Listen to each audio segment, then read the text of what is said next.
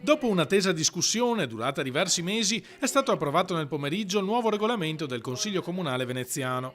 Ci siamo dati norme finalmente al passo coi tempi, sostiene la Presidente Ermelinda Damiano, che consentiranno di procedere più velocemente nei lavori. C'è uno snellimento e una velocizzazione dei lavori del Consiglio e anzi assicura che il Consiglio proceda con i propri tempi e ci sono tantissime novità. Le novità come quelle dell'audioregistrazione all'interno delle commissioni è una novità importante che permetterà ai cittadini da casa di seguire e di vedere anche come si svolgono le commissioni per un'assoluta trasparenza che è la linea di questa amministrazione. Dure le reazioni da parte dell'opposizione, per una volta compatta nel giudizio pesantemente negativo sul nuovo regolamento. L'elemento di assurdità totale di questo regolamento è il fatto che il Consiglio, che è uno dei 3 organi della macchina comunale, si stia autoriducendo le prerogative e gli spazi a favore di quella che è una netta invasione di campo da parte del sindaco e della giunta.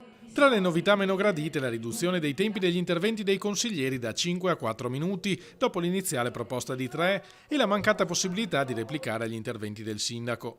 Lavorando uniti, spiegano dall'opposizione, siamo però riusciti a modificare in positivo alcuni aspetti, eliminando i cosiddetti canguri che avrebbero consentito alla maggioranza di andare subito al voto, saltando a pie pari ogni dibattito. Proprio perché si trattava di salvare tutta una serie di prerogative di democrazia sostanzialmente, l'opposizione si è mossa in maniera assolutamente,